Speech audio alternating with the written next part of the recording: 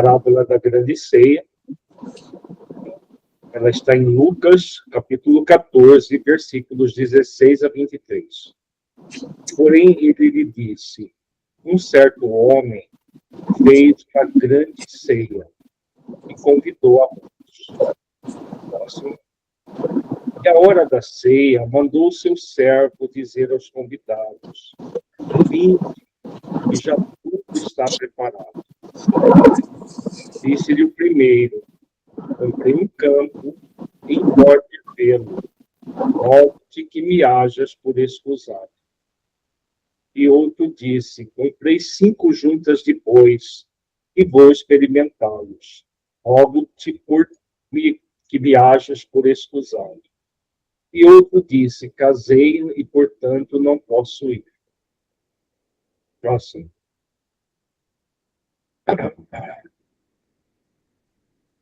E voltando aquele servo, anunciou estas coisas ao seu senhor.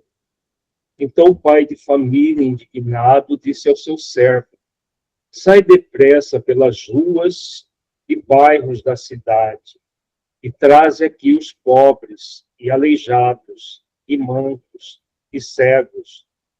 E disse o servo: Senhor, feito está como mandaste, e ainda há lugar. Próximo.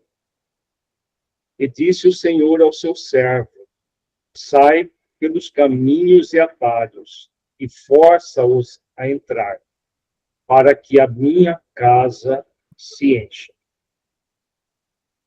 A parábola tem esses versículos. Tá? Acho que poderíamos, como todos já têm a parábola, poder tirar a apresentação. Nós vamos passar versículo a versículo. O pessoal acompanha do próprio computador ou então do celular, que aí facilita a nossa... Aqui ele funciona como Zoom, a pessoa levanta a mão para falar, que eu não estou acostumado com o Sim, dá para levantar a mão, sim, tá? Sim, ali dá para levantar a mão. Isso, então vamos à reflexão, versículo a versículo. Então, Jesus começa a parábola dizendo: um certo homem fez uma grande ceia e convidou a muitos. Então, qual é o sentido desse primeiro versículo? Vamos refletir símbolo por símbolo para que nós possamos entender. Então, aqui nós temos o símbolo do homem, da grande ceia e dos convidados. Então, quem é esse certo homem na parábola? Abre o microfone para falar. Sani, você está com o fechado. É Deus, né? Então, o certo homem representa Deus nessa parábola, né? Tem parábolas que o homem representa o ser humano mesmo, mas nesta aqui, especificamente, ele representa Deus. E aí Jesus diz que ele fez uma grande ceia. Que ceia é essa, né, que o homem, né, que representa Deus, fez? E quem são os convidados?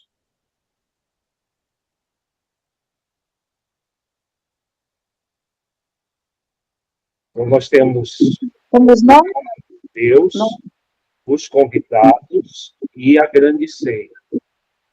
A ceia seria a oportunidade, né, da reencarnação, para que a gente nos eduquemos e seria isso?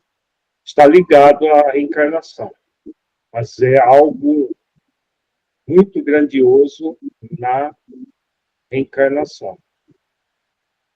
Veja que Jesus usa o símbolo de grande ceia, né? Uma grande ceia foi preparada. Trabalhar na vinha do Pai, é isso? Seria? Tem a ver também, mas é algo mais significativo ainda. O nosso processo de evolução? Está ligado ao processo de evolução. A ceia são as virtudes que somos convidados a exercitar. Está ligado a exercício de virtudes também. Tudo que vocês falaram está ligado, mas é algo mais específico. Seria O o nosso momento da planejamento? luz? Seria o quê? O O nosso momento planejamento espiritual? Está ligado a isso. Então, veja. Então, Alírio, a gente foi chamado para cocriar com o Pai? Está ligado à cocriação. Tá. Está ligado. Veja que Deus manda preparar uma grande ceia. Né? Então, vejamos que Jesus fala que há uma grande ceia a ser desfrutadas pelos convidados. Quem são os convidados? Antes de nós irmos Nós. Então, toda a Todos. humanidade. Né? A humanidade, agora, ele fala que foram muitos, não foram todos os convidados. Tem uma especificidade aqui em muitos e não em todos. Mas é a humanidade. Né? Depois a gente reflete essa questão do porquê muitos e não todos. E a ceia? O que é a grande ceia? Seriam todas as experiências que nós deveremos passar para a gente evoluir, para a gente crescer. Seriam essas experiências, os recursos. Nós somos chamados a desenvolver a nossa essência divina em nós. Recursos. Está ligado às experiências, está ligado às virtudes. É o plano existencial? É o plano existencial. O que é o plano existencial? Não é o planejamento. É algo muito grandioso na nossa vida. Então, essa é uma parábola que aborda, a parábola da grande ceia, ela aborda aquilo que nós chamamos de plano existencial. O plano existencial é composto de duas facetas, uma na vertical da vida e outra na horizontal. A faceta na vertical é o propósito existencial. E na horizontal, o programa existencial. Então, todos nós, sem exceção, quando encarnamos, as obras de André Luiz têm várias referências em relação a isso. Tem uma referência clara no livro, inclusive são 2 capítulos do livro Missionários da Luz, que fala da reencarnação de Segismundo. Né? Então, a reencarnação de Segismundo, ele fala de todo um programa muito bem elaborado, que envolve até especialistas em genética, especialistas na formação do corpo. André Luiz fala que existe um departamento de reencarnação da colônia Nosso Lar que cuida disso, desenhando o corpo da pessoa, existem maquetes, todas as questões de ordem espiritual são definidas nesse plano, né? Desde as questões biológicas, problemas de saúde com o objetivo de reeducação do espírito no processo expiatório, tudo isso é planejado antes de nós encarnarmos.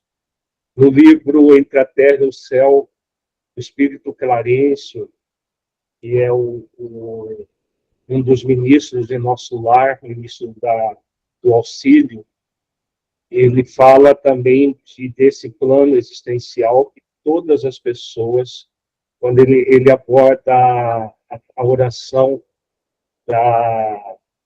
de uma jovem de 15 anos que pede ajuda, e essa oração chega até Nosso Lar, Departamento de Comunicação, no Ministério da Comunicação, na verdade, e Clarice é encarregado de auxiliar essa jovem, essa família. Então, ele fala do planejamento que acontece em todas as existências do ser que encarna. Então, tudo é muito bem planejado. Então, a figura que Jesus usa aqui, uma grande ceia, imagina, uma grande ceia pressupõe muito planejamento prévio, né? O que vai ser servido na ceia, quais são as iguarias que vão ser servidas, entrada, prato principal, sobremesas, né? Uma grande ceia tem tudo isso. Então, ele pega o símbolo da ceia, que é algo que dá trabalho, mas você participar de uma grande ceia é muito agradável, né? Porque uma grande ceia é um ambiente onde as pessoas vão para se confraternizar e, ao mesmo tempo, para se servirem das iguarias que vão ser oferecidas nessa ceia. Então, pegando do concreto, trazendo para o simbólico e para a experiência consciencial, é exatamente isso que ele está colocando aqui. Que quando nós encarnamos, nós temos uma grande ceia para desfrutar. E essa grande ceia composta de propósito e programa. O propósito diz respeito ao exercício de virtudes. Cada pessoa tem um propósito específico de virtude, mas assim, de um modo geral, para todos, é o exercício de virtudes para se cumprir as leis que nós trazemos na consciência. Cada pessoa vai ter um propósito específico para cada existência. O programa diz respeito a nós com outras pessoas, na horizontal da vida. O propósito é na vertical, eu comigo mesmo, em essência, e um Deus, que na parábola é representado pelo homem, que me criou por amor e para manifestar o seu amor no universo. Então, esse é o compromisso que eu tenho comigo mesmo. Só que ninguém realiza o compromisso sozinho, fechado em si mesmo. Nós realizamos o compromisso no programa. O programa diz respeito a tudo que nós vamos realizar no mundo. Temos o programa relacionado à nossa família de origem, para quem construiu a família, a família que a pessoa construiu, o programa relacionado ao trabalho profissional, trabalho voluntário, como cidadãos, nós temos várias situações a serem vividas que dão sentido à nossa vida. Então, o propósito existencial e o programa existencial, os dois, eles geram um sentido profundo para as nossas vidas. Se nós estivermos sempre focados em participar da ceia do Senhor, dessa grande ceia, nós vamos viver uma vida plena de sentido. Então, por isso, são muitos os convidados Só que Jesus coloca, são muitos os convidados, mas poucos os escolhidos. Nessa parábola não aparece isso, mas na parábola dos talentos ele fala isso, e na parábola da última hora, os trabalhadores de última hora. Então, outra questão importante é que o plano existencial que o Senhor, né, que o homem prepara, essa ceia, que vão ter os convidados. Agora vamos refletir essa nuance do porquê muitos e não todos convidados. Se alguém tiver dúvida, também basta perguntar, viu, pessoal?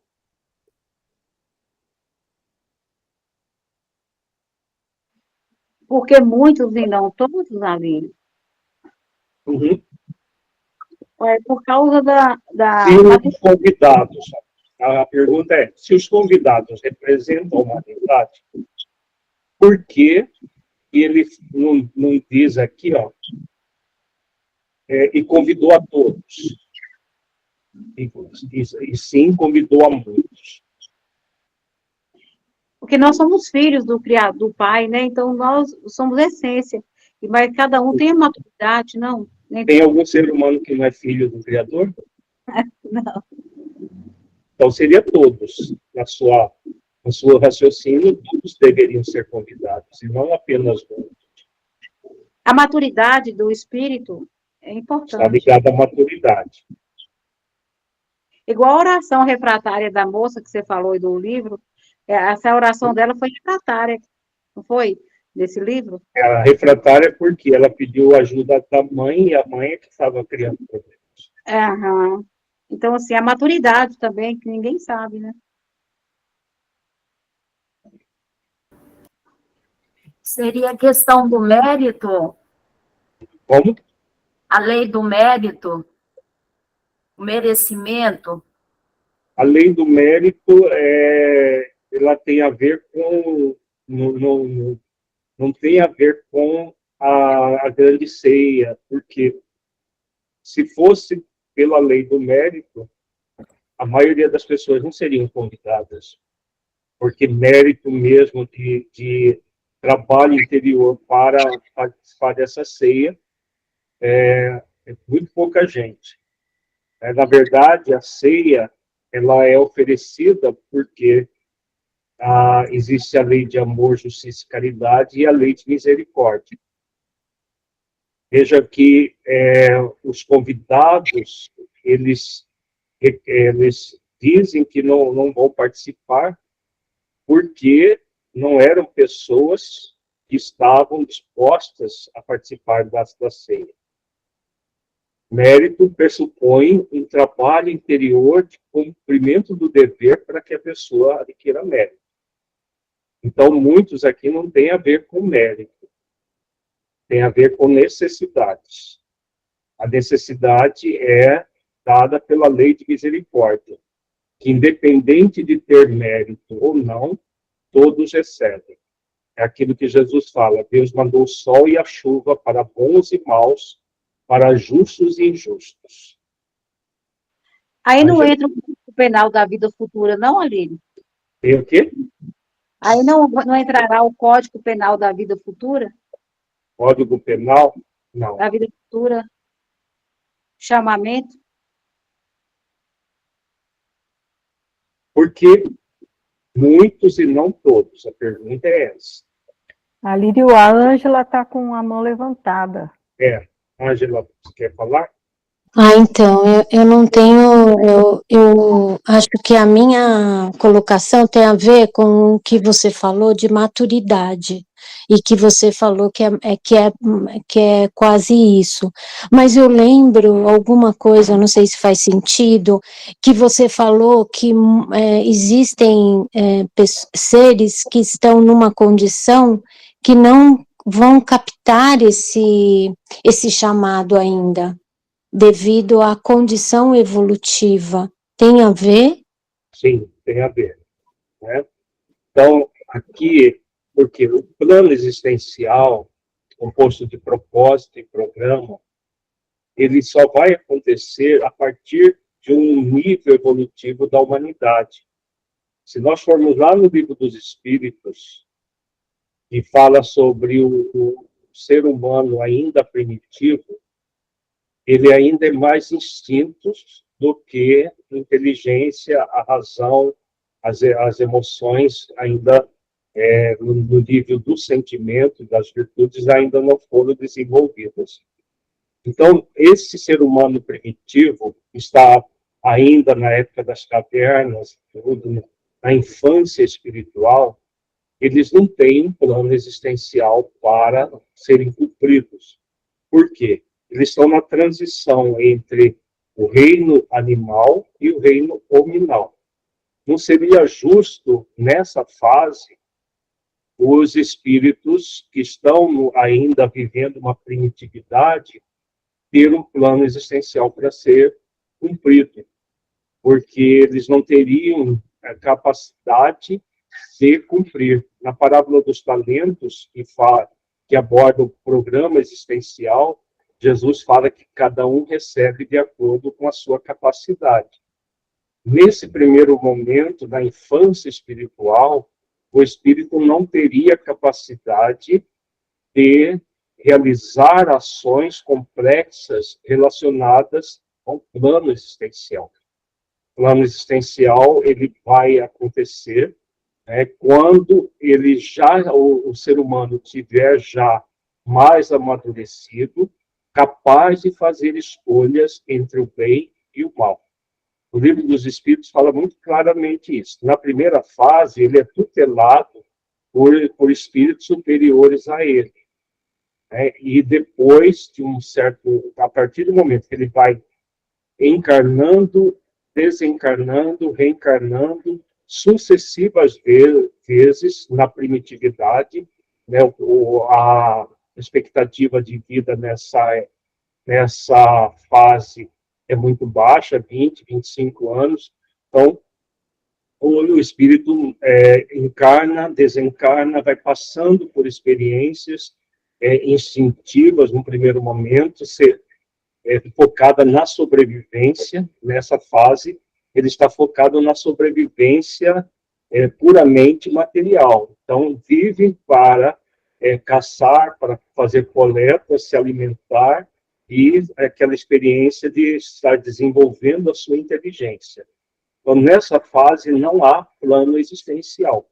Então, eles não são convidados nessa fase.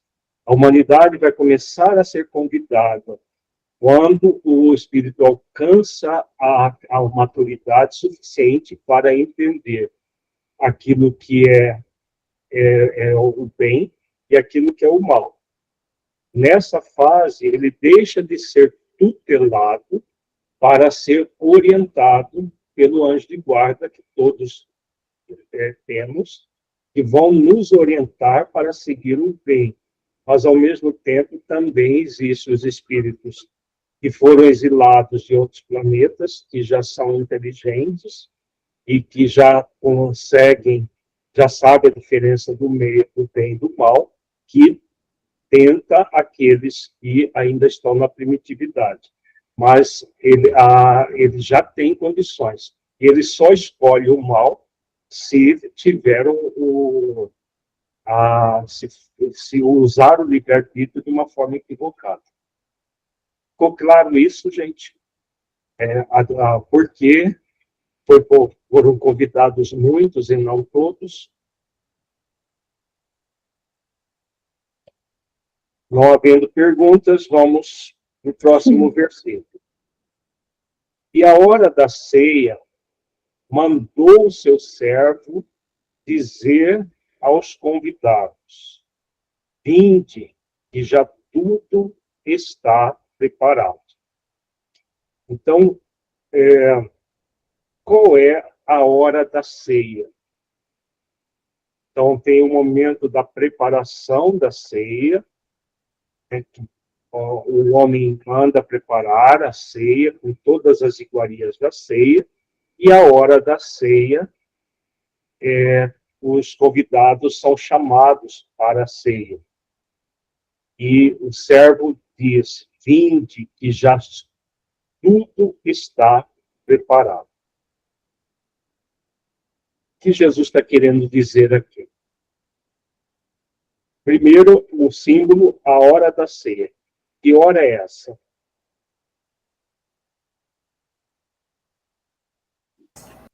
Agora,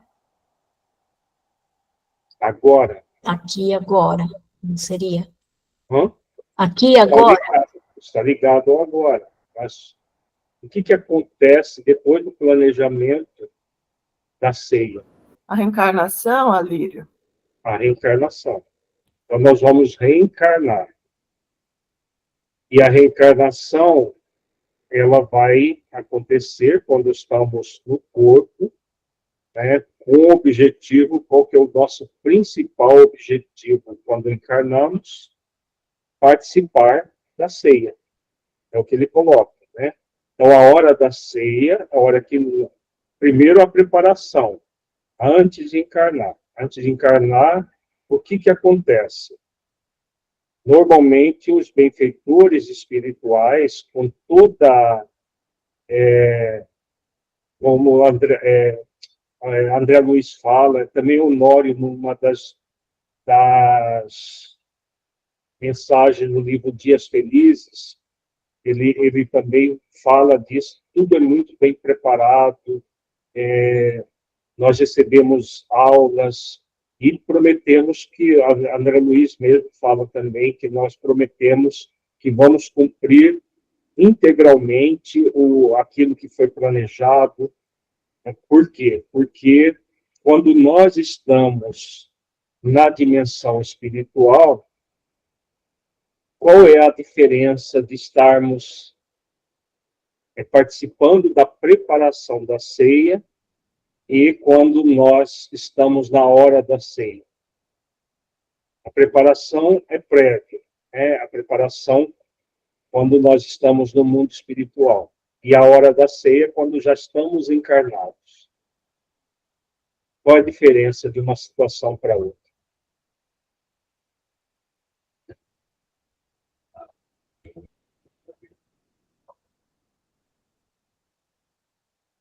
Com a reencarnação ao esquecimento, né? Com a reencarnação ao esquecimento, né? O problema é o esquecimento, chega. É o esquecimento. E com esquecimento requer mais disciplina do espírito para que cumpra o planejamento reencarnatório. A lei do esquecimento é uma lei criada por Deus em nosso benefício, não é? Porque imagina se nós lembrássemos de tudo que nós temos a realizar, se nós lembrássemos de tudo que fizemos equivocado no passado. Nós entraríamos numa ansiedade ou num sentimento de culpa muito forte. Então, não é a lei do esquecimento, porque se fosse a lei do esquecimento, Deus é que seria responsável por nós não participarmos da grande ceia. Está ligado à lei do esquecimento, mas não é a lei.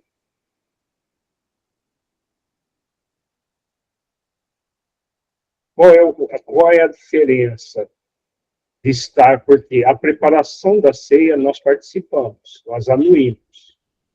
Depois tem a hora da ceia. Veja que Jesus fala: e a hora da ceia mandou seu servo dizer aos convidados: vinde que tudo está preparado. Houve uma preparação muito minuciosa, com muito esmero. Todos os detalhes foram cuidados, né? Imagina uma ceia de um casamento, de uma situação bem grandiosa. Quanta gente trabalha e os cuidados que se tem para que os convidados sejam muito bem atendidos. Quando a gente parte do concreto e vem para o simbólico, para que nós possamos entender o que ele está propondo aqui. Então, ele fala da grande ceia e agora ele fala da hora da ceia. A hora da ceia que mandou o seu servo dizer aos convidados: vinde, que já tudo está preparado. São as provações, a expiação, não é o vivenciar, o expurgar. Não é isso.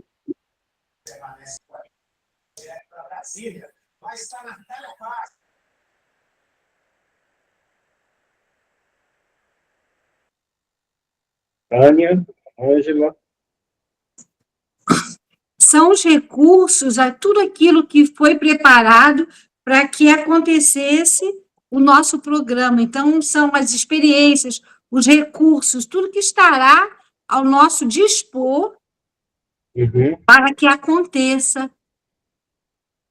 o nosso programa. Sim, todos os recursos, tudo foi preparado, né? Tudo foi muito bem preparado. Mas Jesus coloca que na hora da ceia ninguém aceitou o convite. Não é o que nós vimos? Ninguém aceitou o convite. Doutora Lírio, posso falar? Eu não sei, eu tô chegando agora em casa, mas vamos ver se eu entendi. Você está perguntando o que dificulta, o que impede as pessoas aceitarem o convite, é isso? Não é o que impede. Por que na hora da preparação da ceia nós participamos e na hora da ceia há recusa em participar? Então, eu fiquei pensando em duas coisas. Primeiro, quando a gente está no planejamento, a gente coloca uma idealização, digamos assim, em tudo que a gente vai fazer. Quando chega aqui, tem uma série de distrações, que se nós não nos empenharmos de verdade, fazer escolhas conscienciais, nós vamos entrar numa preguiça moral, e é onde que emperra o nosso trabalho. Outro ponto que eu pensei várias coisas com essa pergunta, é a questão de não nos vermos como espíritos imortais que somos. E aí a gente vai pensando que é esse corpo, e o que é realidade é o corpo e o que está fora desse corpo. É por aí, doutora Lírio? Sim, é por aí. Beleza. Eu ouvi a Fernanda. Fernanda, quer falar? A minha reflexão é muito parecida com o que a Ângela falou agora, sobre não vivermos como espíritos imortais, justamente vivendo uma vida mais superficialista e mais subconsciente, nesse automático da vida, e deixando realmente de viver como espíritos imortais, como somos convidados quando é feito realmente esse planejamento, né, esse plano existencial. Isso, exatamente. Né? Exatamente isso. Na hora da preparação do plano existencial, nós participamos, a André Luiz fala, inclusive, isso no livro Missionários da Luz, a reencarnação de Segismundo, ele acompanha passo a passo toda a programação e anui, né, concorda quando, por exemplo, ele foi programado um defeito no coração para que ele tivesse uma expiação de uma encarnação anterior que tinha apunhalado o rival dele, para ficar com a esposa, que nessa encarnação, como Segismundo, que estava sendo preparada, seriam o pai e a mãe dele. A mulher que ele cobiçou, usou e depois abandonou, seria a mãe, e o que ele apunhalou seria o pai. Então, ele nasceria já com um problema congênito que poderia gerar uma doença cardíaca na idade que ele apunhalou o outro. Então, ele veja que há toda uma programação e o espírito concorda. Aí isso é a ceia sendo preparada. Agora tem a hora da ceia. A hora da ceia já é a hora que ele está encarnado. Então, veja que Jesus diz: vinde que tudo está preparado. Esse servo que diz isso, que servo é esse?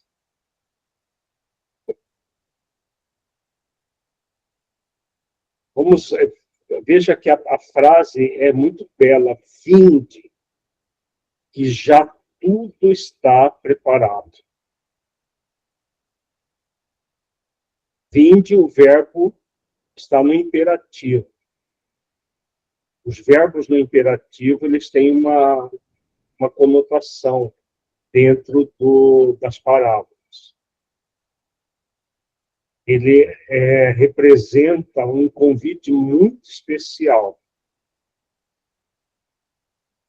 Um convite diretamente à nossa consciência, nos solicitando uma ação.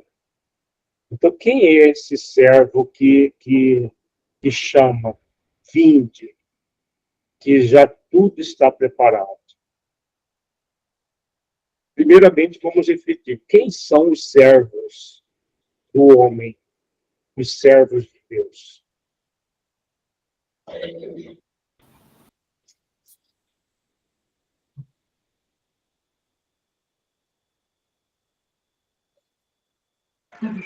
Alírio, seria o amor, a dor e o sofrimento? Os servos, os servos de Deus, não são sentimentos. Os servos de Deus seriam as leis? Os servos de Deus são as leis. Então, quem é esse servo que diz: vinde, está tudo preparado? A lei do amor? A lei do amor. Né? A lei do amor, por quê? Vejamos, é um convite muito amoroso.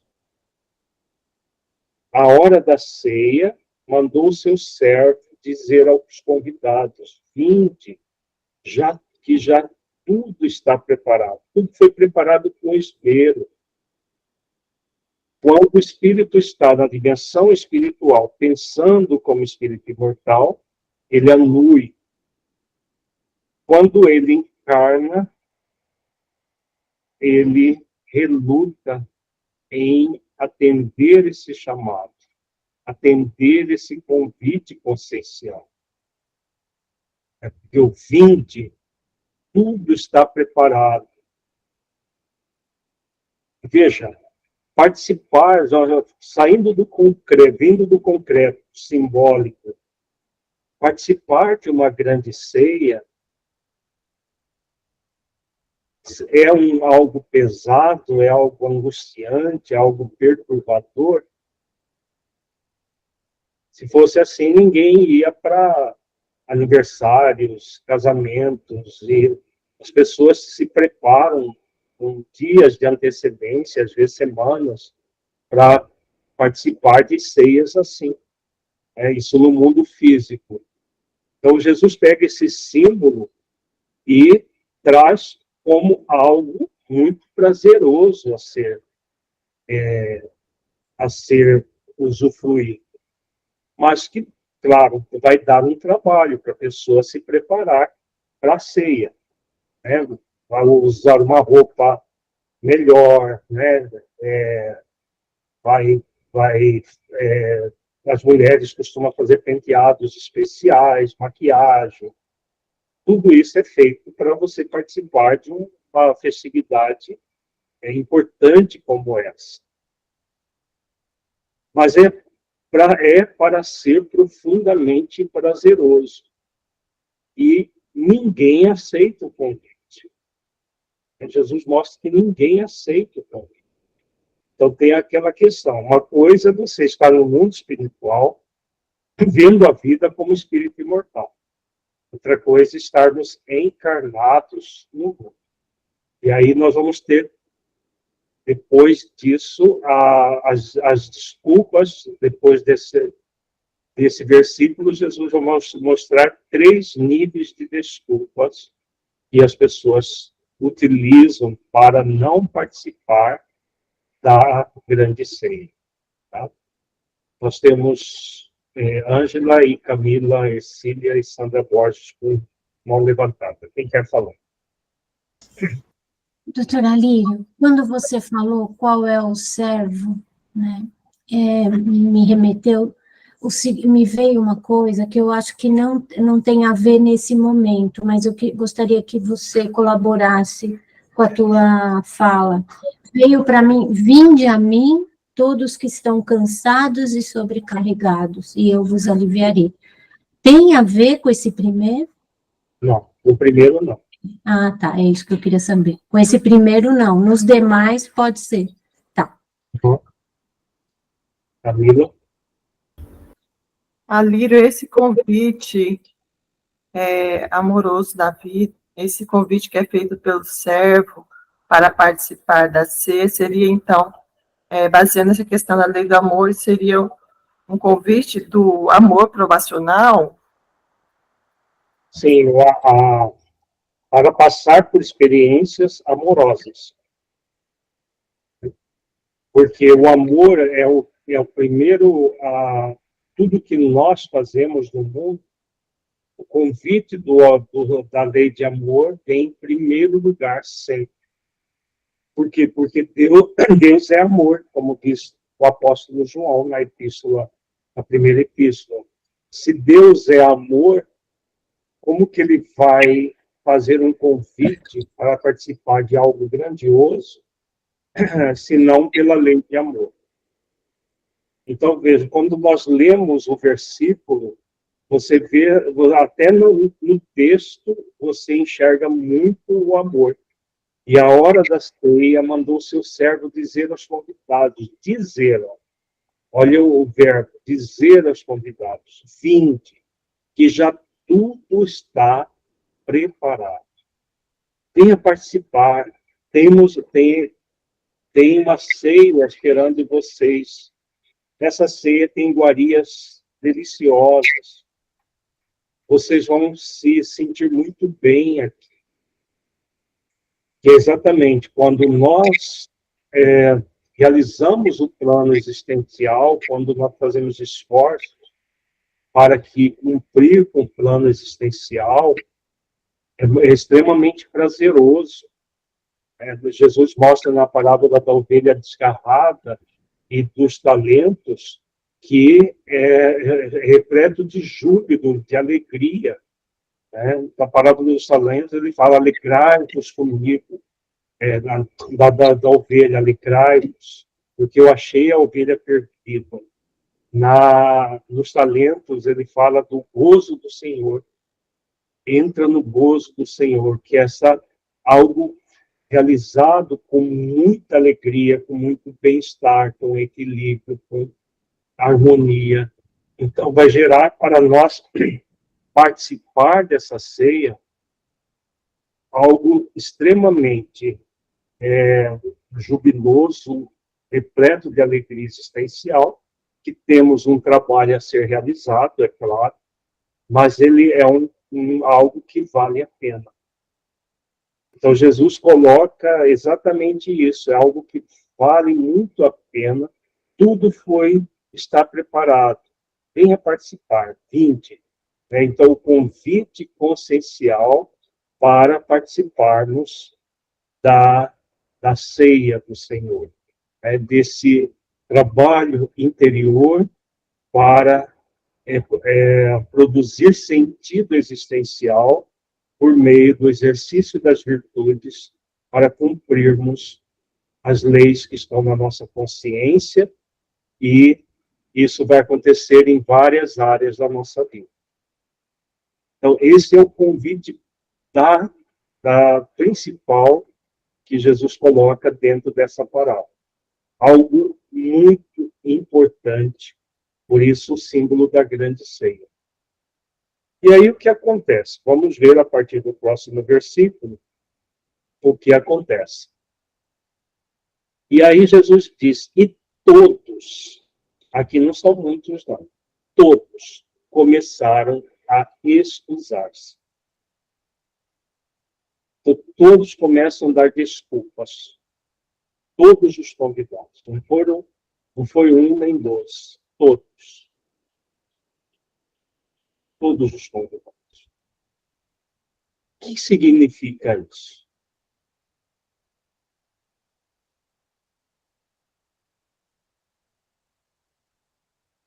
Tá ligado que questão de todos foram convidados, mas todos estão muito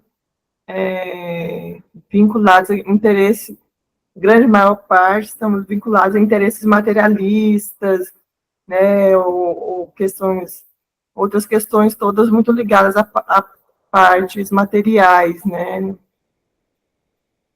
Está ligado a isso, né? Veja que o 20 é um convite à consciência. Convite que trazemos na consciência. O convite, ele pressupõe o quê? Quais as possibilidades relacionadas a um convite? Aceitar ou não. Então, aceitar o convite ou recusar o convite, né? Então, veja que aqui Jesus coloca todos apresentaram desculpas. Quando nós vamos lá na questão 115 do Livro dos Espíritos, quando Kardec pergunta se Deus criou os espíritos bons e maus, lembra da resposta? A resposta é que não. Deus criou todos os espíritos simples e ignorantes e a cada um deu uma missão, conhecer a verdade para aproximá-los de si. Nesse conhecimento, eles adquirem a pura e eterna felicidade, passando pelas provas que Deus lhes submete. Aí os benfeitores dizem que uns aceitam submissos essa missão e outros murmuram. Então, o murmúrio é a revolta em relação ao convite. Para quem Jesus estava proferindo essa parábola? Para pessoas submissas à missão ou para pessoas que murmuraram? Pessoas que murmuraram, né? O murmúrio é revolta e de não aceitar a missão que Deus colocou na nossa consciência. Então, vinde, né, da parábola, da grande ceia, é realizar essa missão que nós trazemos à consciência, de passar por experiências que vamos, ao passar pelas experiências, aprender, evoluir e crescer como espíritos. Num planeta como o nosso, que eu saiba, na literatura não tem ninguém que não murmurou. Até, por exemplo, João Batista, que era, segundo Jesus, dos nascidos de mulher, João é o maior, né, significando que aqueles que estavam evoluindo na Terra, João Batista era o espírito mais evoluído, tanto é que 1.800 anos depois ele volta com Allan Kardec. Ele tinha 600 anos antes mandado decapitar, segundo, se não me engano, mais de 600 sacerdotes do deus Baal, que gerou a mácula que o levou a ser decapitado quando ele encarnou como João Batista. Então, na Terra, nós não conhecemos pessoas que nunca murmuraram, nunca se revoltaram. Então, por isso, Jesus usa todos. todos nós, quando estávamos na condição de aceitar o convite, nós não aceitamos. Nós não aceitamos o convite do Senhor, participar da ceia. Poderíamos ter aceitado? Poderíamos. Tanto é que no livro dos Espíritos fala, uns aceitam submissos, outros murmuram. Nós não somos do grupo que aceitou submisso, não. Como a parábola são lições para nós vermos o que fizemos e o que devemos fazer. A melhor atitude é a de ir para a ceia. Isso é válido no nosso processo evolutivo e é válido também aqui agora. Porque a parábola tem sempre essa conotação da humanidade, né, no coletivo, e da individualidade de cada um de nós. Dúvidas até agora, pessoal? Eu queria falar, doutora Lírio. Bom, pode falar.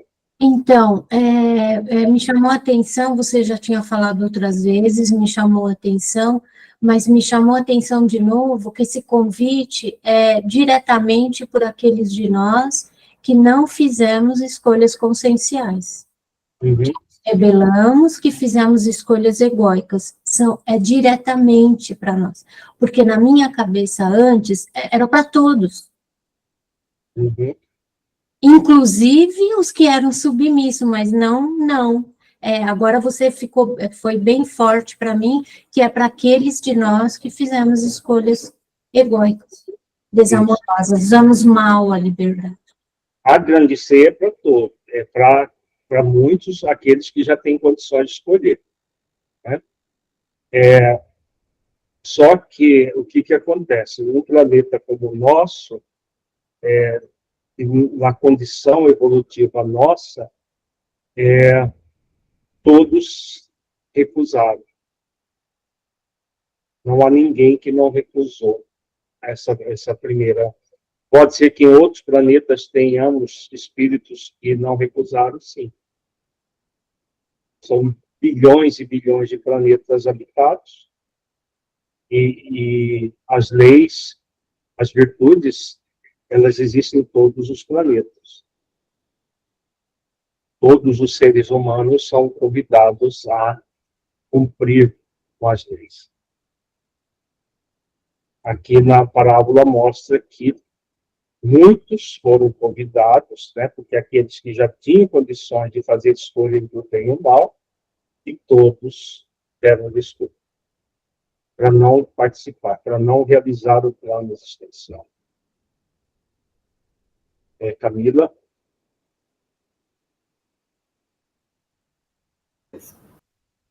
Alírio, aqui é a Sandra. Sabe. Ontem eu fiz uma leitura do livro de Maria Dolores, eu li um poema em que ela mostra a chegada de Maria para quando Jesus vai até o túmulo lá, e ela relata que Jesus foi em busca do Judas. Sim. Judas, a gente poderia considerar ou não tem nada a ver que na missão dele, no convite dele aqui na Terra, ele também falhou, é porque estava na história, como que se coloca? Eu achei bem interessante o poema, que Jesus imediatamente foi socorrê-lo, segundo Maria Dolores, né? Uhum. Sim, ninguém reencarna para falir, né? Nós reencarnamos para realizar o plano existencial.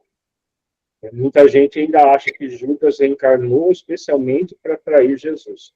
Seria inadmissível algo assim.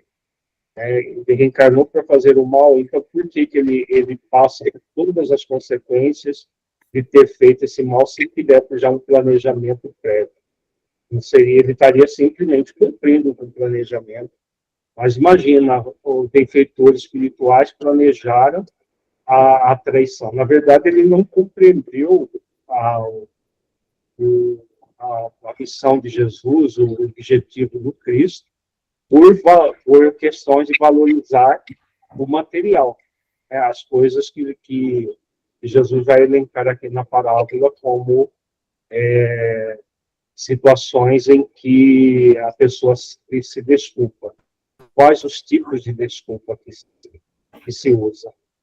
Ele se arrependeu muito, né? Ele entrou em grande desespero. Ele entrou em remorso, não é arrependimento. O arrependimento é positivo. O arrependimento conduz à expiação e depois à reparação. Ele entrou numa culpa tão intensa que se matou. E da culpa. A culpa leva a pessoa a se julgar, se condenar e se punir. Então, ele se julgou, se condenou à morte e se puniu com o suicídio. E aí, depois de ter sido socorrido pelo próprio Cristo, que ele foi conduzido a refletir, aí muito depois que ele se arrependeu, isso ele fala num encontro dele com Humberto de Campos, que está no livro Contos e Contos. Ele fala que ele reencarnou várias vezes como cristão, pereceu nos circos romanos, sendo trucidado por feras. Foram várias existências até se redimir como Joana d'Arc na França, preparando já a França para o advento do espiritismo mais tarde. Então, ele levou 1.300 anos para se redimir daquele ato praticado. Voltando aqui ao texto, né? Então, todos começaram das desculpas. O primeiro tipo de desculpa, ele diz: comprei um campo, importa ir vê-lo. Rogo-te que me hajas por escusado. O primeiro convidado, ele diz para o servo, né? Então o servo é a lei de amor. Onde que isso vai acontecer? O convite acontece onde?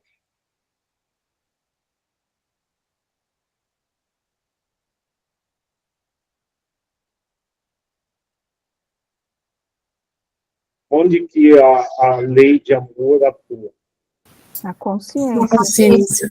A nossa consciência. Né? Então, o convite acontece na consciência do ser. E aí, o que acontece quando vem o convite, vinde, está tudo preparado. As desculpas. Então, o primeiro usa esse tipo de desculpa. Comprei um campo, importa ir vê-lo. Rogo-te que me hajas por escusado. O que Jesus está querendo ensinar aqui nesse tipo de desculpa? Que desculpa é essa? Comprei um campo e importa, vamos ver os verbos, ir ver. Comprei um campo, importa. Uma desculpa materialista? Um apego? Está ligado a uma desculpa materialista. Mas é algo bem específico. Apego? Qual a importância que ele estava dando a ceia, que era ou o campo? Não, o campo. Tanto é que ele não vai na ceia. Importa, né? Porque ele estava dando mais importância. Mais importante. O campo é um símbolo de algo muito específico. Todas as vezes que nós encontramos a palavra campo nas parábolas, tem uma especificidade. Significa superficialidade. Então, o campo, veja que ele diz que comprou o campo e importa ir vê-lo. Então, aqui nós temos um símbolo muito significativo. que tem a ver com a humanidade inteira. Camila ou Sandra tem... Pode falar.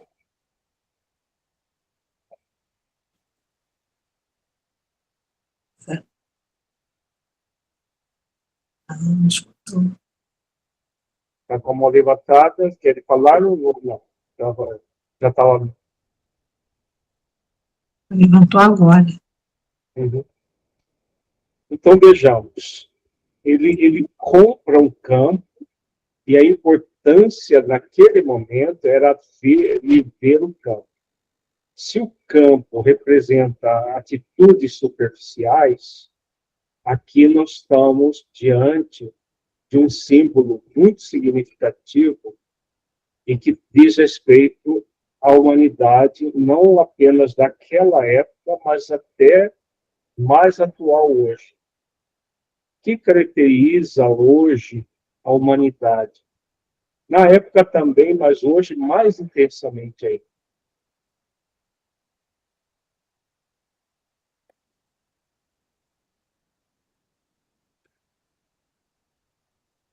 Alessandro, quer falar? Boa tarde a todos. O movimento assim mais profundo da mensagem de Lázaro, ele está sofismando, e aí vai para o movimento do hedonismo, do superficialismo, ao invés de seguir o dever consciencial. Exatamente, né? Então, aqui, o primeiro convidado, ele simboliza o superficialismo, que conduz simplesmente a questões superficiais da vida, em detrimento daquilo que é profundo.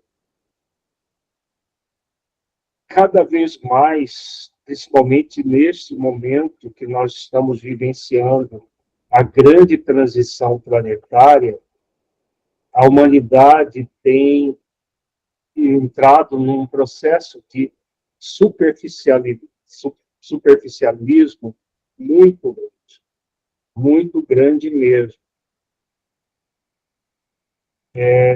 Cada vez mais as pessoas mergulham no superficialismo, como se não houvesse algo maior a ser realizado. Então, a consciência, onde está a lei de amor, convida a viver uma vida de profundidade, e a pessoa dá desculpa para ela mesma que ela tem um campo para ir olhar, para viver as coisas superficiais da vida em detrimento do espiritual. E tem muita gente, quando você faz um convite para ir ao centro espírita ou para refletir questões, não, eu sou muito novo, mais tarde, quando eu for mais velho, eu cuido dessas coisas. Né? O espiritual profundo só vira coisas, e as coisas que são coisas mesmo ficam em primazia, em primeiro lugar na vida dessas pessoas. Infelizmente, muita gente ainda vive isso, essa superficialidade frente à vida. Jéssica? Então, eu queria entender como que a gente constrói o raciocínio para chegar nessa conclusão que o campo, nas parábolas, simboliza a superficialidade. Em várias parábolas aparece o campo. Por exemplo, lá na parábola dos 2 filhos, o filho mais novo, quando ele entra na fome, ele vai para um dos cidadãos daquela terra que manda para o campo apacentar porcos. O irmão mais velho dele estava no campo e voltou e chegou perto da casa. Então, aparece em várias parábolas a palavra campo, e se você olhar o contexto, você vai chegar à conclusão de que estava num processo de superficialidade. O filho mais velho, por exemplo, que estava no campo, ele não entra na casa. Entrar na casa é processo de autoconsciência, O filho mais novo, lá na terra longínqua, ele vai para o campo apacentar porcos, simbolizando também uma forma superficial de se resolver problemas. Então, várias parábolas aparecem no campo, quando você olha o contexto dela, você vê que é o símbolo da superficialidade frente à vida. Na parábola você olha sempre texto e contexto, porque o texto ele é simbólico, né? Ele é concreto, a palavra campo é concreta, mas ele é usada no sentido simbólico. Então, a gente sempre faz você pega o concreto, do concreto vem para o simbólico, do simbólico você vem para o consciencial. Assim que nós fazemos a interpretação. Então, veja que aqui o campo aparece como uma desculpa. Uma desculpa muito clara. Se o primeiro servo é a lei de amor, convidando consciencialmente a pessoa a participar da grande ceia, que simboliza o plano existencial,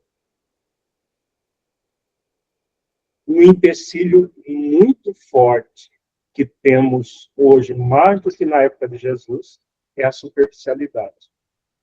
É a vida superficial.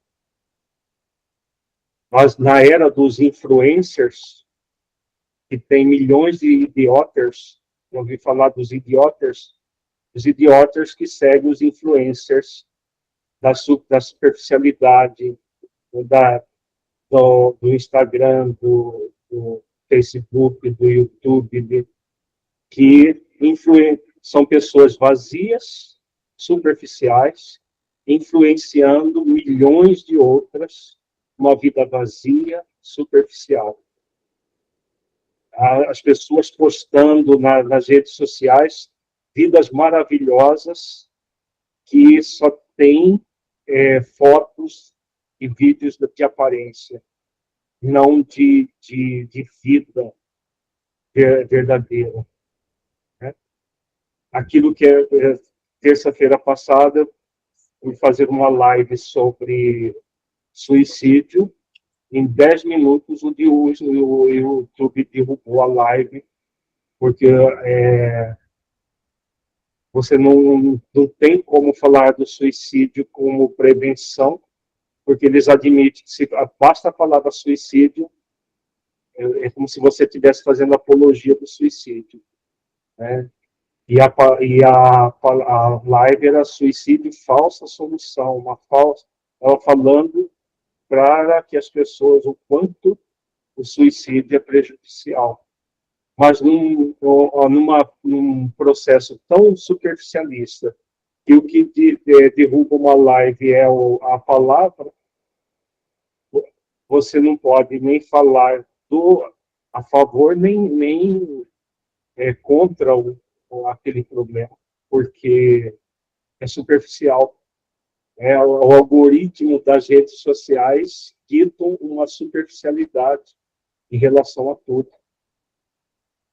Então, é isso que nós estamos vivenciando hoje na humanidade. Muita gente dando desculpa para a própria consciência para viver uma vida extremamente superficialista.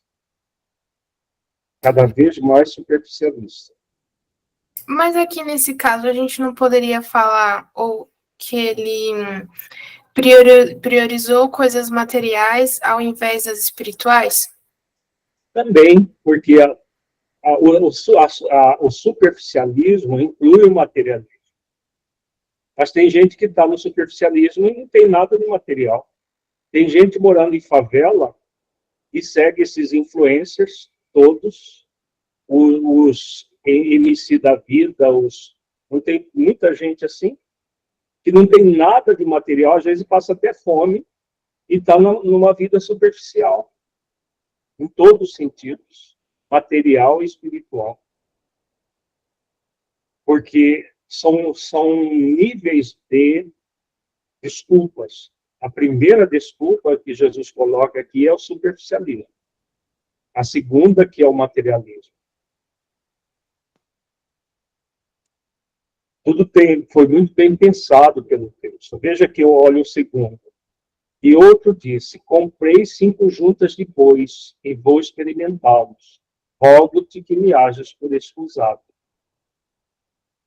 Esse aqui é o materialismo. Por que é o materialismo? Porque ele é o rico da época. Na época, o meio de locomoção eram os carros de bois. Na época, então, sempre você pega do concreto, simbólico e consciencial. Então, quem vai experimentar 5 juntas de bois, porque ele tinha uma frota de carros de bois. Seria uma pessoa hoje ter uma frota de Uber, uma frota de táxi, uma frota de meios de locomoção, provavelmente era alguém rico que alugava carro de boi para as pessoas levarem coisa daqui para lá.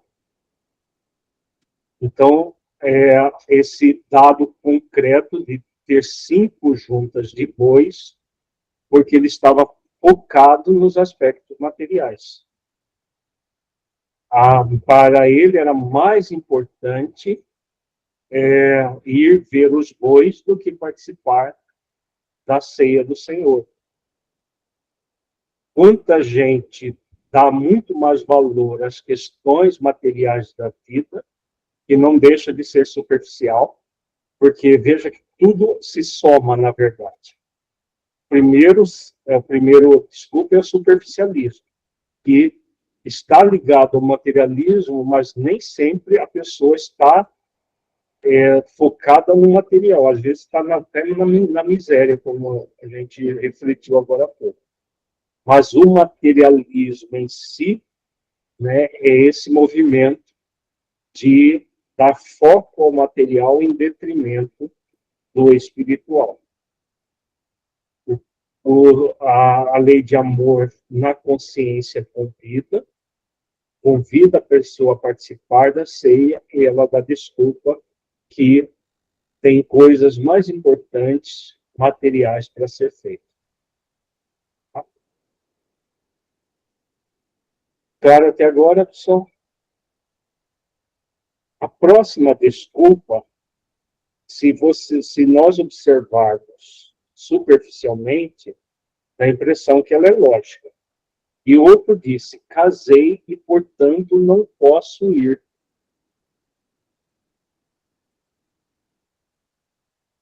Essa pergunta, essa desculpa é válida, não é? Ou não é bem assim? Na verdade, aqui, Jesus está simbolizando de uma forma muito interessante. Dá a impressão, se você olhar superficialmente, que o convidado ele está muito assim, ele está preocupado com a esposa, ele quer ir cuidar da esposa. Né? Na verdade, não é bem isso. É que naquela época, o sexo vinha depois do casamento. Né? Então, ele estava muito bem preocupado em ir fazer sexo, porque ele tinha acabado de casar e estava indo lá para a lua de mel. Então, é o símbolo do sensualismo. Porque se fosse cuidado com a esposa, o que impediria ele de ir junto com a esposa para a ceia? Fui convidado para uma grande ceia, vou levar minha esposa junto. Eu casei, vou lá junto com ela, vou participar dessa ceia. Ele, ao dar desculpa, ele está simplesmente focado numa outra coisa, que é, nesse caso aqui, o prazer sexual. Mas que simboliza não apenas sexo, mas tudo que é sensualista, que inclui o sexo, mas não só. E aqui não é o prazer do sexo em si, uma relação conjugal normal, isso é normal. É o sensualismo, é colocar o sensual em primeiro lugar. Vale para sexo, para drogas, para álcool, para a volúpia do prazer, do poder. Tem gente que vive para usufruir de um processo de prepotência sobre pessoas, sobre países inteiros, como a gente tem visto muito nesses dias. Isso tudo é sensualismo. Então, são 3 níveis de desculpas que a humanidade tem utilizado sistematicamente: superficialismo, materialismo e o sensualismo hedonista. O prazer em primeiro lugar, tudo aquilo que gera prazer. E o prazer não é simplesmente sensorial. Muitas vezes o prazer é dado pelo orgulho exacerbado, pela prepotência, por situações extremamente sensualistas do ser. Então, esses 3 níveis de desculpas, e aí tem um rol, cada nível tem um rol de situações que tem impedido as pessoas de cumprirem o seu plano existencial. Umas praticamente na totalidade, outras impedem parcialmente da pessoa de cumprir com o plano existencial. Na totalidade, quando elas se voltam totalmente para essas questões superficialistas, materialistas e sensualistas. Parcialmente, quando a pessoa ainda dedica alguma parte do seu tempo para o plano existencial, gerando aquilo que André Luiz chama. São poucos os completistas, tem alguns que fazem alguma coisa do plano existencial e outros que não fazem nada. Naquele livro Trilhas da Libertação, tem o discurso das trevas, e lá ele coloca, né, o chefe das trevas, 4 pontos em que a humanidade pode falhar, né? Vaidade, sexo, poder e dinheiro. Ele se encaixa. Mesma coisa que Jesus coloca aqui. Exatamente. Se encaixa aí. Exatamente isso. Ele fala das 4, ele fez uma paródia das 4 nobres verdades de Buda, né? O Lang, o Senhor das Sombras, e aí ele fala do dinheiro, a vaidade, o poder e o sexo. Então, é o superficialismo, o materialismo e o sensualismo, gerando esse hedonismo, esse culto às questões superficiais de prazer em detrimento do dever que todos nós temos para com as nossas consciências, para viver uma vida plena de sentido. Hoje, mais do que talvez na época que Jesus proferiu essa parábola. Naquela época, as distrações eram menores, né? A vida era muito limitada. Mais simples, né? Mais simples, mais limitada. Hoje, o cardápio de distrações é enorme para as pessoas. Ângela? Doutora Lira, então, fiquei aqui pensando, para que aqueles de nós que temos a vaidade, a questão do sexo, poder, dinheiro, enfim, como tendência, o convite para que se possa diluir isso, não é de jeito nenhum reprimir, nem dar vazão, mas buscar os sentidos, se aproximar das verdades essenciais para que tudo isso devagarzinho vá diluindo de nós. Por que eu estou perguntando isso? Porque justamente uma cliente minha ontem falou, mas é muito trabalhoso eu deixar, por exemplo, de sair à noite, de beber. Então, assim, não dá para virar a chave, né, doutora Lira? mas ir diluindo, certo? Eu estou pensando certo? Porque a pessoa fica focada na perda, né? Ela não foca nos ganhos. Veja, é uma grande ceia. O símbolo que Jesus usa é perfeito. É uma grande ceia, é algo maravilhoso, é algo que vai gerar muita alegria, muita vontade de viver, sentido existencial. Então, é algo grandioso aqui. Só que, para participar, tem todo um trabalho, tem toda uma preparação, tem toda uma... E na parábola do festim de núpcias, ele coloca muitos outros elementos, mas é muito parecida com essa parábola, que várias situações que acontecem na nossa vida, mas essa é para ser a escolha. Né? As outras são superficiais, mas são viciantes. Então a pessoa fica viciada e aí sair disso aqui para a pessoa é como se fosse uma perda e não um ganho. E a reflexão que nós somos convidados a fazer é que é um grande ganho, que vai gerar muita alegria existencial, muito júbilo participar da ceia. Só que é suave, é leve, é aqui dentro de nós, enquanto que a outra é eufórica, né? Então, essa pessoa que falou para você, parar de sair para beber, são atividades superficiais, euforizantes, e não gera alegria existencial, né, de fato.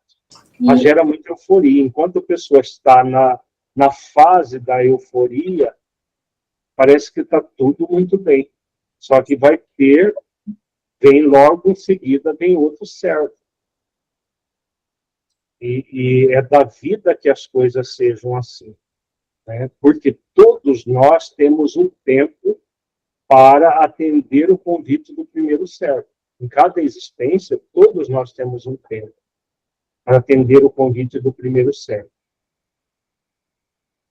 Ainda terça-feira, no estudo que nós fizemos do Ave Cristo, que fala da vida do Tassiano, no Ave Cristo, o benfeitor Cláudio fala que Tassiano tinha esgotado o tempo de agir amorosamente. E ele iria começar a ter a presença do segundo servo, que nós vamos ver agora. Doutora Lívia, eu posso só fazer uma perguntinha? Achei bastante interessante isso, que vai muito ao encontro de uma questão. Esse tempo, doutora Lírio, você poderia falar mais? É o tempo reencarnatório, né? Porque nós temos um tempo limitado na atual existência. O tempo do espírito imortal é a eternidade. Mas o tempo da reencarnação, onde o plano existencial é para ser realizado, ele é limitado. Se a pessoa abusa do tempo, certa vez Jesus disse o seguinte: andai quando tendes a luz, para que as trevas não vos apanhem. Então, nós temos esse andar enquanto tendes a luz, é quando nós estamos encarnados, tendo um dia após o outro, para produzir luz. Participar da grande ceia é o processo de produzir luz, o propósito no programa existencial. A pessoa, em vez de usar bem o tempo, ela malbarata o tempo. Vai ficar inócuo. Eu tenho o convite da lei de amor diretamente na minha consciência e eu ignoro, dando desculpas à lei de amor, dizendo que eu não posso porque eu tenho isso, porque tenho aquilo, porque tenho coisas mais importantes, que as coisas superficiais são mais importantes, porque as coisas materiais são mais importantes. Vai funcionar do ponto de vista divino? Não. Então, o que vai acontecer se eu recusar o convite da lei de amor? Eu sou livre para recusar? Sou. Mas, ao mesmo tempo, eu sou responsável por essa recusa. E essa recusa vai me gerar, como consequência, um processo, que Jesus vai colocar no próximo versículo. Camilo, Sandra, tem perguntas?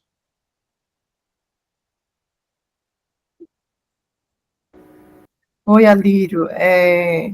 Sobre a questão do conceito do murmúrio que você falou há pouco, o murmúrio tem a ver com aquele movimento, além dessa questão da revolta, aquele movimento que nós temos de ficar nos queixando, nos lamentando, reclamando incessantemente das questões do nosso dia a dia, reclamando que nunca está bom o suficiente, tal e coisa. Também, né? Não só. A recusa ao convite é o murmúrio. Se eu recuso o convite da lei de amor, eu estou me revoltando com a missão que Deus colocou na minha própria consciência.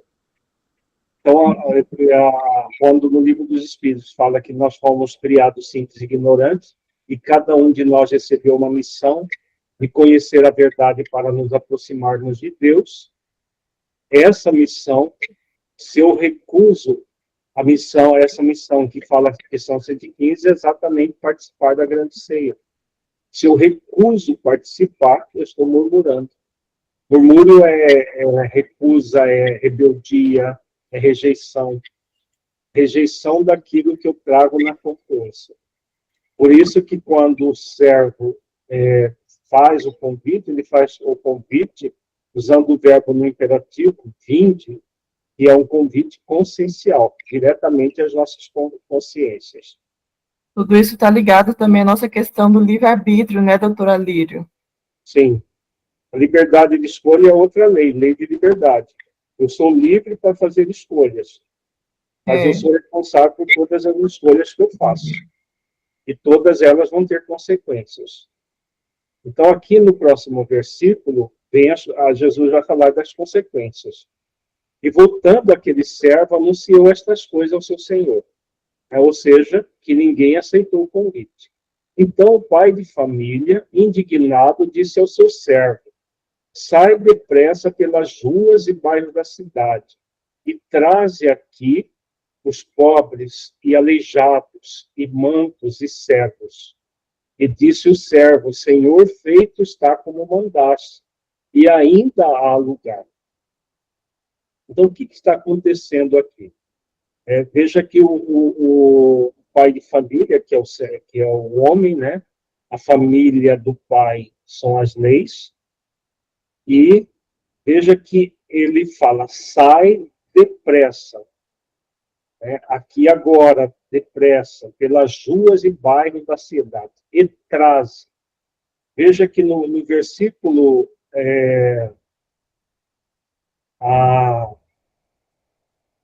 na hora da ceia, Jesus fala, mandou o seu servo dizer. Dizer tem diferença de dizer para trazer.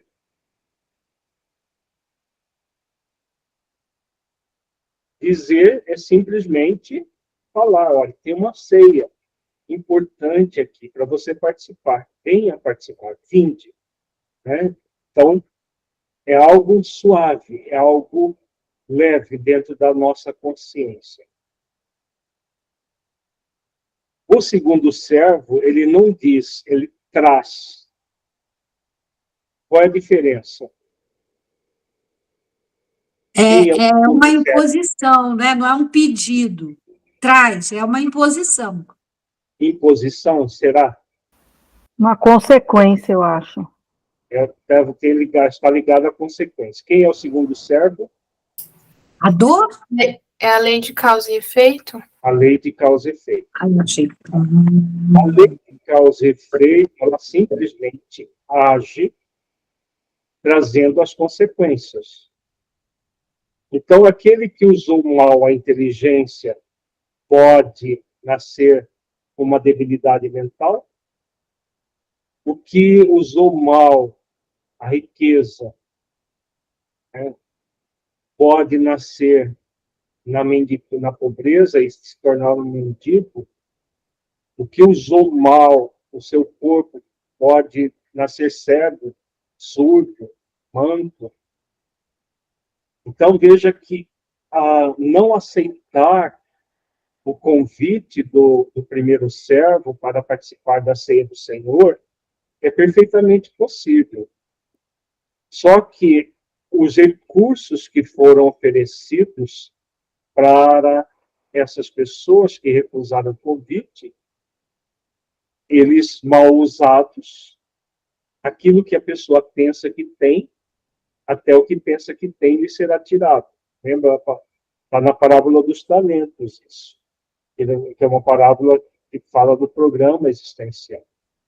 Então, a pessoa abusou da inteligência para se tornar, por exemplo, um influencer desses influenciadores hoje que pregam coisas absurdas para as pessoas, como verdades absolutas. Ele estava usando o quê? A inteligência. Só que para ganhar dinheiro, para ganhar milhões, né? E em detrimento daquilo que é profundo, da ceia. Uma pessoa que obtém o poder e se torna dirigente do país e se torna um ditador do país, como a gente vê hoje, inclusive no nosso país, né? Ditaduras disfarçadas ou escrachadas. O que acontece nesse caso? Tudo tem causa e efeito. Os efeitos é o que Jesus elenca aqui. Ele elenca algumas possibilidades. Não, claro que não caberia tudo na parábola. Mas aquilo que a pessoa tinha, né, quando vem as consequências, o que a consciência, e para muitas pessoas diz? Tem uma ceia a ser consumida, que eu tenho um compromisso consciencial de participar. Então, eu tenho um compromisso, então aquela situação dolorosa traz a pessoa para a ceia, traz a pessoa para participar da ceia. Por quê? Alguém gosta de passar por situações dolorosas? Pode levantar a mãozinha aí, se alguém gosta. Então, ninguém gosta de passar por situações dolorosas. Quando a pessoa passa por situações dolorosas, as pessoas inteligentes consciencialmente vão dizer: opa, eu tinha um convite anterior, eu me neguei. Agora estou aqui nessa dor terrível. O que eu quero? Eu quero amorosamente me libertar dessa dor. Então, a dor traz a pessoa para a ceia. Né? Então, ela traz muitas pessoas para as ceias, mas não traz todas as pessoas para a ceia. Por quê? E não traz todas.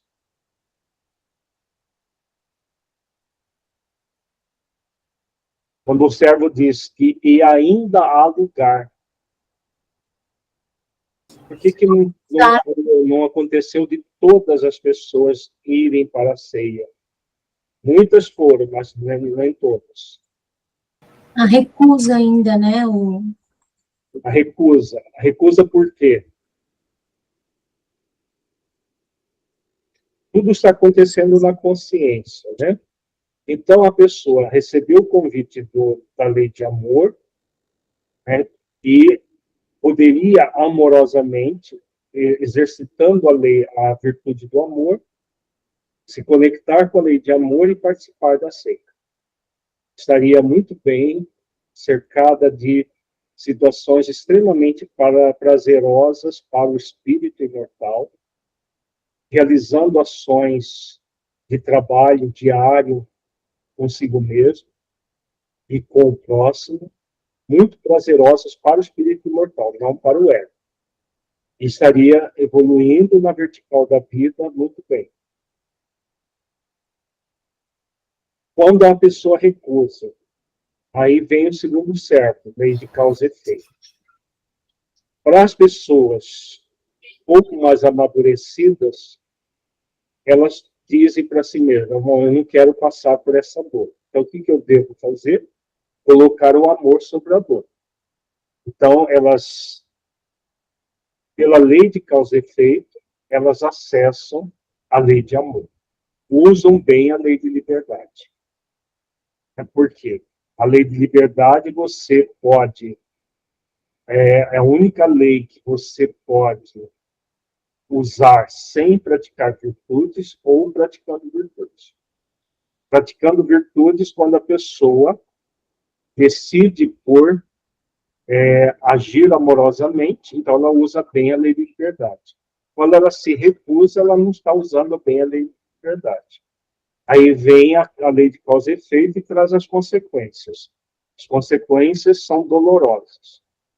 A pessoa inteligente, consciencialmente, vai raciocinar, poxa vida, eu estava muito bem, só que eu agi de forma superficial, de forma sensualista, ou de forma materialista, e não aceitei o convite. Agora que eu estou passando por essa dor, eu não quero continuar com essa dor. Eu quero aceitar o convite de ir para a ceia do Senhor. E aí a dor traz a pessoa.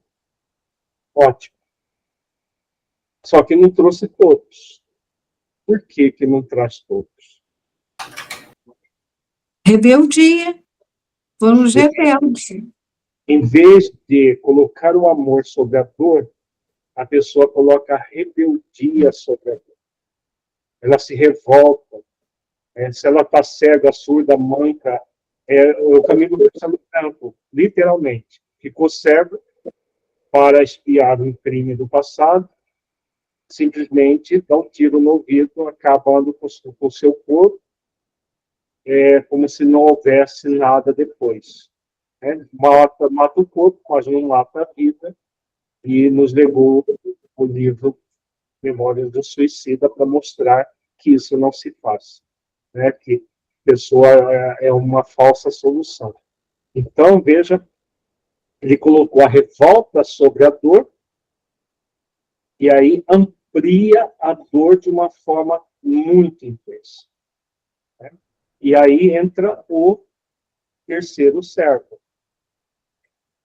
E disse o Senhor ao servo, sai pelos caminhos e atalhos, e força-os a entrar, para que a minha casa se encha. Vejamos o verbo. O primeiro verbo, dizer. O segundo verbo, trazer. E agora, forçar. Qual que é a diferença? Quem é o terceiro servo? Expiação. É uma expiação agora. Não. A dor? É o sofrimento, né?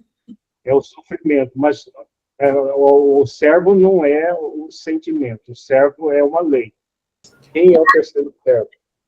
É a própria lei de causa e efeito ampliada. Continua sendo a lei de causa e efeito. Por quê? Se a causa é a rebeldia, o efeito é o sofrimento. Porque a lei de causa e efeito, ela traz a dor. A dor é a expiação. Agora, a pessoa que pega uma expiação e se revolta com a expiação, a lei de causa e efeito deixa de agir? Não, vai continuar agindo. Trazendo para a pessoa, a própria rebeldia dela gera o sofrimento.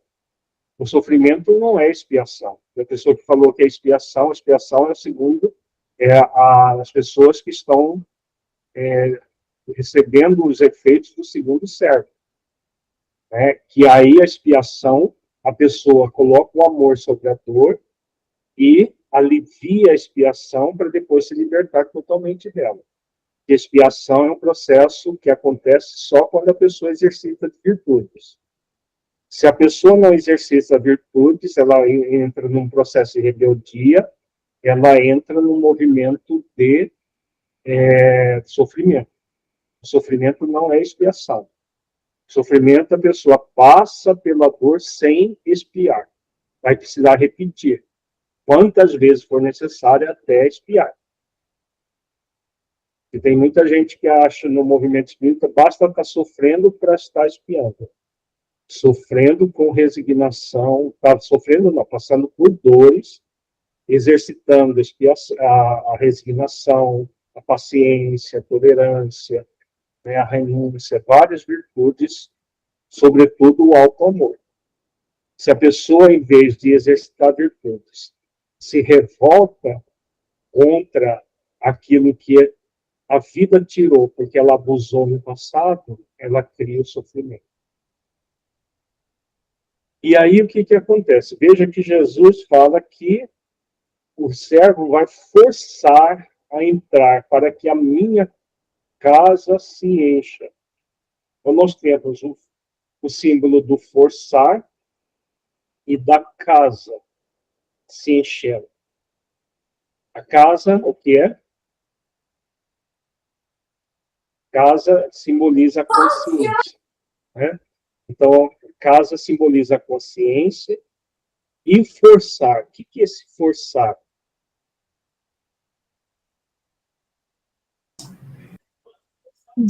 Forçar seria a lei de Deus, Alírio? É a lei de causa e efeito que traz, que força a pessoa a entrar. Veja, está na questão 115 do Livro dos Espíritos, a resposta. Deus nos criou simples e ignorantes e deu uma missão. A missão de conhecer a verdade para nos aproximarmos dele. Realizando essa missão, nós vamos chegar à pura e eterna felicidade. Passando pelas provas que Deus nos submete. Uns aceitam submissos, outros murmuram. No Livro dos Espíritos diz também que os que murmuram, custe o que custar, vão um dia se submeter. Porque o murmúrio nunca vai ser infinito.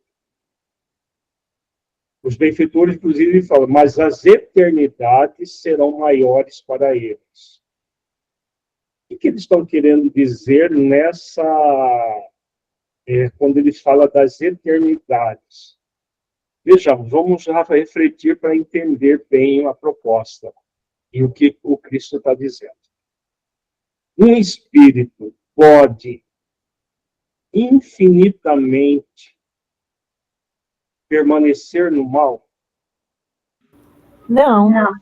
Não. Por que não? Porque todos nós um dia chegaremos à perfeição. Ninguém consegue errar para sempre. Ninguém pode. Mas isso não é a causa. Cada lei da evolução. Está ligada à lei de evolução, mas não é a causa. É porque...